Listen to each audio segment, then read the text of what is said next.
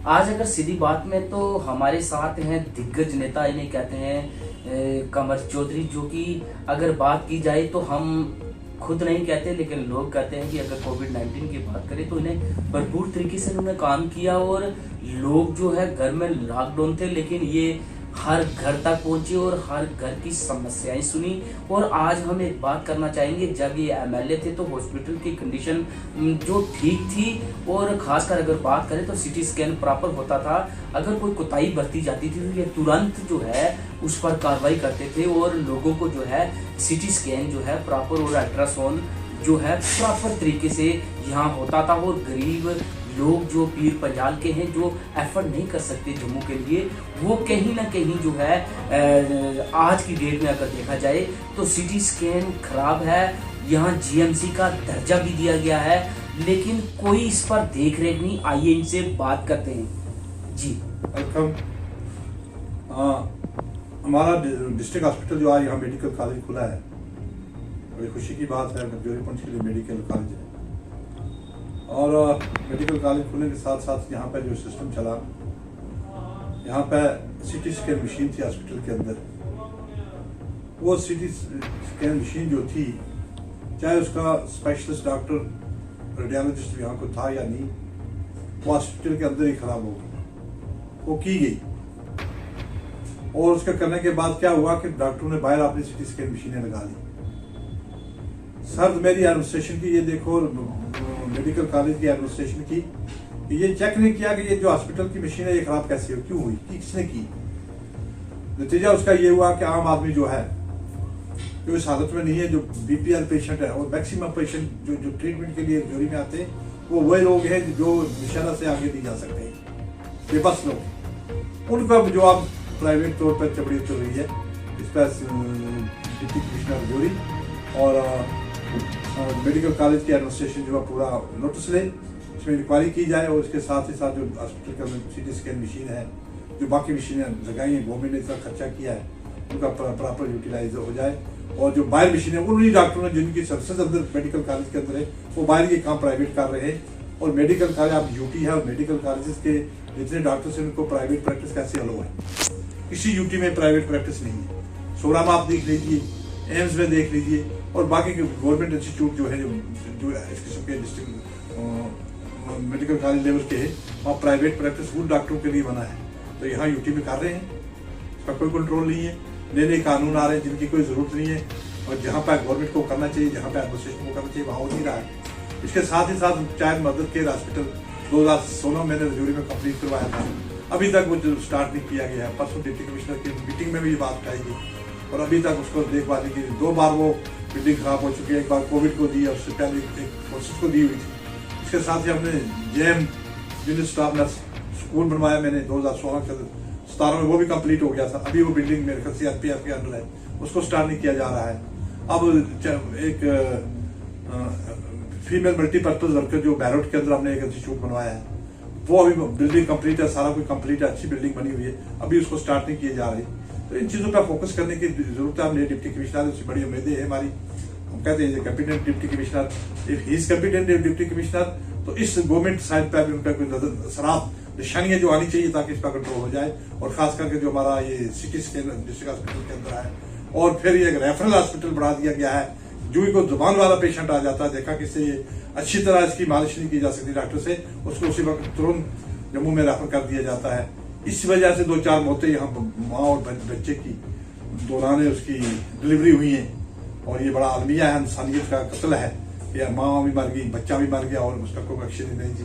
और पहले तब तक नहीं उनको छोड़ना, जब तक उनका सिस्टम पूरा नहीं तक आदमी दे नहीं सकता, उसको रेफर कर देते हैं। तो इसका कंट्रोल हो।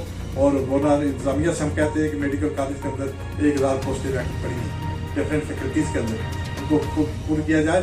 और अगर 4th क्लास अर्दली की पोस्टें हैं तो यहाँ के रजौरी के लोकल लोग लगने चाहिए, यहाँ के बाशिंदे लगने चाहिए, ना कि कल आप यूटी का बहाना करके आप बाहर तक लगाएंगे तो ये बात टारगेट नहीं की जाएगी। शुक्रिया। जिस तरह से अगर बात की जाए तो कमर साहब, आपने आपके दौर में देखा होगा कि प्रॉपर जो है x ray, digital x ray, ultrasound, CT scan और खासकर जिस तरह से बीपीएल की बात की तो हमारा पीर पंजाल खिता जो है ज्यादा बीपीएल लोग हैं, जो जो एफर्ट नहीं कर सकते, इतने इतने बड़े जो होते हैं, सीटी स्कैन हो गया, अल्ट्रासाउंड हो गया, तो आपने एक स्ट्रीम लाइन पे लाया था कि ताकि लोगों को परेशानी ना हो। लेकिन आज हमारे सूत्रों के अनुसार एक टीम डॉक्टर हैं जिन्होंने सीटी स्कैन मशीन को खराब करके रखा है और बाहर जो है इंस्टॉल की है अपनी।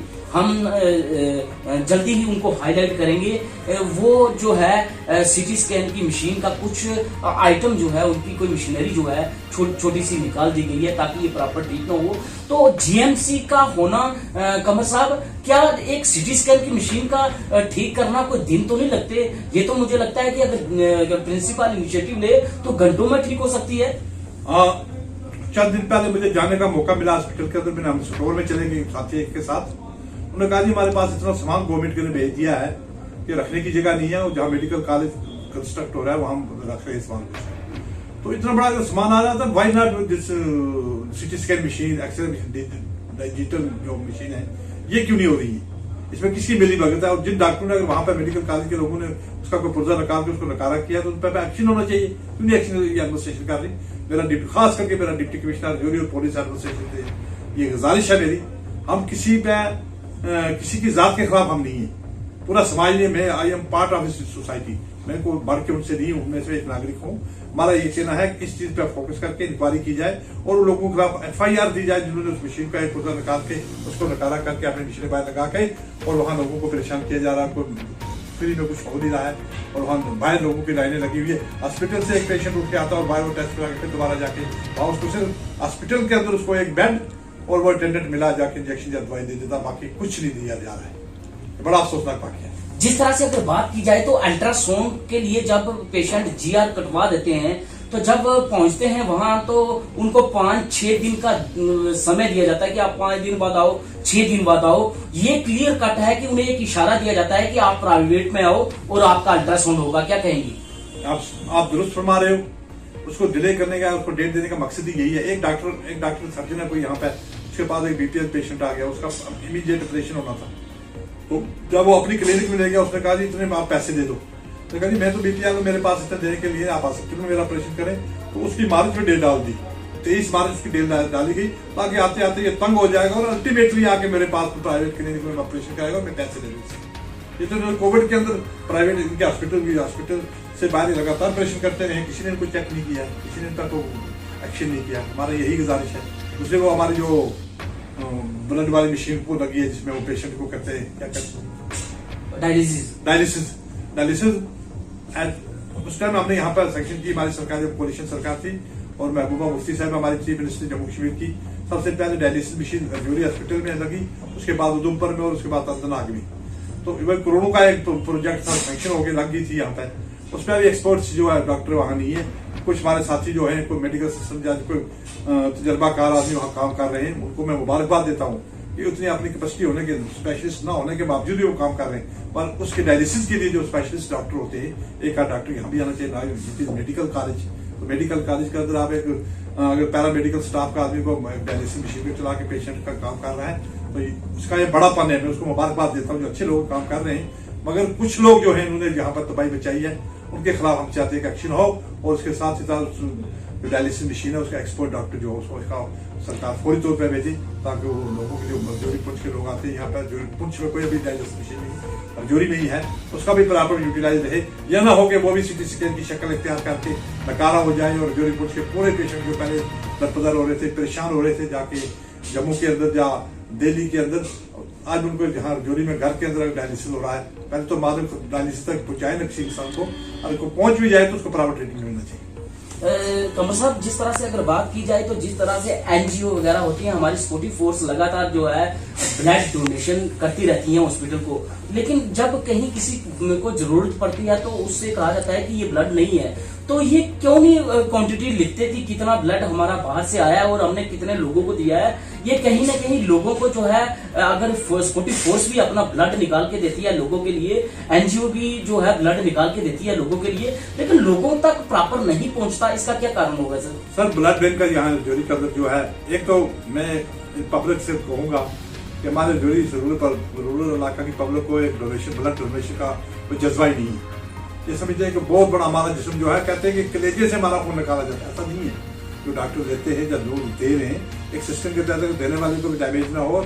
ये एक बड़ा अतिया है, ये कुदरत ने इसके अंदर बड़ा रखा है। इंसान का खून किसी इंसान को काम आ जाए तो ये बड़ा, मैं समझता हूँ कि इससे बड़ा बढ़ के कोई काम नहीं है अल्लाह की मखलूक की सेवा करना।